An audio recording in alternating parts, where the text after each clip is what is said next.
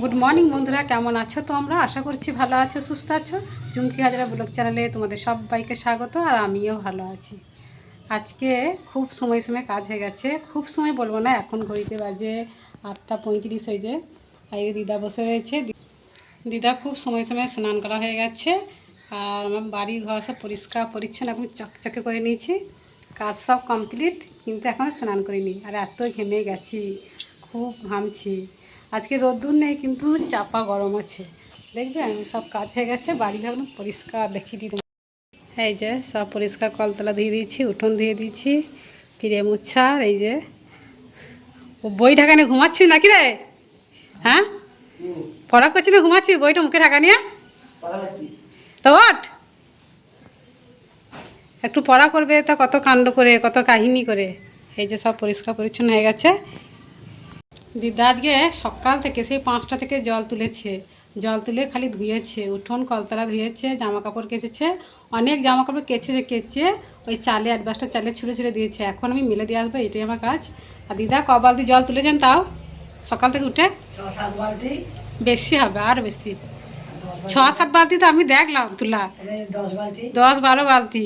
দিদার একটা খুব ভয়ঙ্কর গুরুতর জটিল রোগ আছে, সেটা হলো জল ঘাঁটা। কোনো সময় জল না ঘেঁটে থাকতে পারে না। তো দিদার সামনেই বলছি, দিদা রাগ করছেন নাকি? না রাখবে না। তো আপনারা বন্ধুরা যদি জানেন, কেউ যদি এই রোগ থেকে কীভাবে মুক্তি পাওয়া যায়, একটা টিপস দিন। আমার ভিডিওটা দেখেন, পাশে থাকেন, সাপোর্ট করেন অবশ্যই। আর চ্যানেলটা সাবস্ক্রাইব করে দিন। এখন বেলাটা এত বড় হয়েছে যে সকালবেলাতে কত বসে দাঁড়িয়ে থেকে চা খেলাম, কত চা খেতে খেতে গল্প করেছি। তারপরে কত বাসনপত্র দিলাম, কত কাজ করলাম। তো এখনও পর্যন্ত 9টা বাজেনি। 9টা বাজবে আর কি, এই যে 9টা বাজবে আর কি, তারপর আর কি স্নান করব। তো এখন একটু বসি, একটু জিরিয়ে নিই। মানে খুব গরমও করছে, বৃষ্টি নেই কিন্তু রোদ নেই, আবার চাপা গরম, ভীষণ গরম করছে। তো সেই জন্য একটু বসবো, তারপরে স্নান করব। আর তার আগে কাপড়গুলোকে মিলে দিয়ে আসবো। তোমাদের সঙ্গে কথা বলতে বলতে চলে এলাম চালে। ওই তখন বললাম না, জামা কাপড়গুলো ভিজিয়ে চাল দিয়ে ছুঁড়ে ছুঁড়ে দিয়েছে, তাই এখন মেলতে এলাম। সব শুকনোই ছিল, ভিজিয়েছে ওই খুঁতে মানুষ, আবার ভিজিয়েছে কেচেছে, দিয়ে চাল দিয়ে তুলে দিয়েছে। নিচের তারে তার কি মেলবে না, যদি কাক বসে তো সেই জন্য। চালের উপর তো কাক বসে না, সেই জন্য আমাকে বলছে যে চালেতে মেলে দিয়ে এসো গা। আর আমি চালে দিয়ে সব মেলে শুকিয়ে নিয়ে যাচ্ছি। আর এই ব্লাউজটা এত বড়, আমার দুটো বডি ঢুকে যাবে। যেমন দিদা তেমন দিদার মেয়ে মোটু পাগলু। স্নান হয়ে গেছে, এখন জল নিয়ে এলাম আমরা সবাই মুড়ি খাবো বলে। আর ওরা তো সব কাজে চলে গেছে। তারপর রান্না বসিয়ে দিয়েছি, ভাতটা গ্যাসে হচ্ছে। তো মশলা করে নিচ্ছে একদম লাল লাল ঝাল ঝাল করে, সর্ষে লঙ্কা পেঁয়াজ বাটবো, দিয়ে মাছের ঝাল হবে আর কি। আগে যখন মশলা করতাম এইভাবে সিলেতে লাল লাল ঝাল ঝাল করে, তখন হাতগুলো খুব জ্বালা করতো, সারা সারা দিনই জ্বালা করতো। কিন্তু এখন মশলা করে করে এমন অভ্যাস হয়ে গেছে, এখন আর জ্বালা করে না। সত্যি মানুষ হচ্ছে অভ্যাসের দাস বলো। যেটাই অভ্যাস করবে সেটাই অভ্যাসে পরিণত হবে। আমরা মশলা বেটে খাই, সেই জন্য না গুঁড়ো মশলাতে যেদিন রান্না করি খেতে ভালো লাগে না, মনে হয় মশলা বেটে রান্না করলে ভালো হতো। এখন অনেক দিন হলো গ্যাসেতে রান্না করছি, ভাত তরকারি সব কিছুই হচ্ছে। তাই ভাবছি যখন আমরা উনুনে করতে যাব, তখন প্রথম প্রথম আবার কষ্ট লাগবে।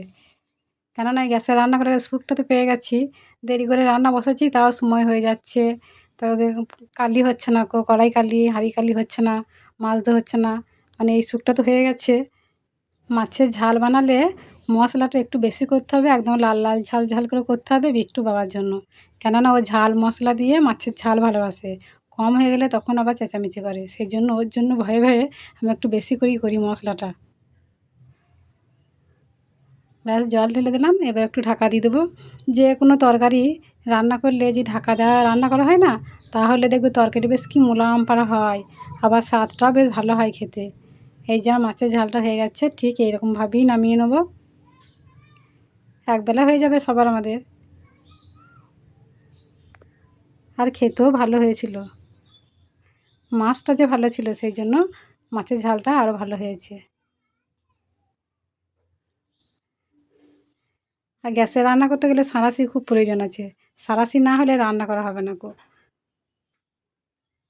হয়ে গেছে, এবার একটু টক করব, অনেক দিন টক করি নাই। টক যে কবে রান্না করেছি মনেও নেই। তো সেই জন্য দিদা বললো আজ একটু টক করো, কুমড়ো ছিল ঘরে, তো আলু দিয়ে আর মাছের মাথাগুলো দিয়ে একটু ধোয়া ধোয়া টক করব। আমরা তো এমনি টক খেতে পছন্দ করি না কেউই, যদি একটু টকটা বেশি হয়ে যায় না তাহলে তো আর খাবেই না, নষ্ট হয়ে যাবে, ফেলে দিতে হবে। সেই জন্য একদম ধোয়া ধোয়া টক করব, তাহলে সবাই খাবে। এক একজন আছে টক না হলে বাঁচে না, আর আমরা টক খেতে ভালোই বাসি না। টক হয়ে গেছে, আর এখন করব শাক ভাজা সবার শেষে। সজনে শাক সেদ্ধ হয়ে গেছে, ভাপ দিয়ে নিলাম। এই যে সজনে শাক ভাজা, তো আলু হাতে মাছের ঝাল, টক আর এই সজনে শাক ভাজা, আর কিছু না। একটু ডাল হলে ভালো হতো, কিন্তু ডাল আর করলাম না। যাই হোক, ওই গলা টেনে টেনে খাবে ভাতগুলো আজকে। সন্ধেবেলায় আমি সন্ধে দিচ্ছিলাম, আর আমার শাশুড়ি এই লুচি লুচি করবে বলে আটা মাখছিল, নই করছিল, এসব করছিল, আর দিদা ছাঁকছিল। অনেকগুলো ছেঁকে দিয়েছে, এই যে এক গামলা ছাঁকা হয়ে গেছে, দিয়ে পায়ে যন্ত্রণা শুরু হয়ে গেছে, দিয়ে বললো আমাকে ছেঁকে নিতে। আমি সন্ধে দিয়ে কাপড় ছেড়ে এইমাত্র লাগলাম, বাকিগুলো ছেঁকে নেবো আর কি। খুব গরম করছে, প্রচণ্ড গরম। লুচি করতে ভালোই লাগছিল না, আমি তো গায়ে রাখছিলাম না লুচি করার জন্য, কিন্তু দিদা খুব জোরাজুরি করলো, সেই জন্য ওর খেতে মন হচ্ছে। চা করলাম, চাটা তো আবার করলে চিনি গলে না কো গ্যাসে চা করলে, সেই জন্য একটু খুন্তি করে ঘেঁটে দিলাম। সবাইকে বাটিতে বাটিতে চা দিয়ে দেবো, কারণ লুচি দিয়ে চা খাবে, ওই কাপে করে চা খেয়ে পোষাবে না, সেই জন্য এক হাঁড়ি চাও করে নিয়েছি। আজকে খুব গরম, এই গরমে লুচি খেতে আমার একদম ভালো লাগে না। ভালো লাগে কখন বলো তো, যখন এই বৃষ্টি হয়, নিম্নচাপ, তারপরে শীতকালে, কিন্তু প্রচণ্ড গরমে লুচি খেতে ভালো লাগে না। তাও করেছি যখন কষ্ট করে, তখন খাবো বই কি 4-5টা, একবারই না খাওয়া নয়। ভালোবাসি, এখানে তো লোভনীয় জিনিস বলো, তো শরীর খারাপ করে খেলে। আমার ছেলেটা তো একদম খেতেই চায় না। তো যাই হোক বন্ধুরা, ভিডিওটা আজকে এই পর্যন্তই। দেখা হচ্ছে আগামী পর্বে। সবাই সুস্থ থাকো, ভালো থাকো, টাটা।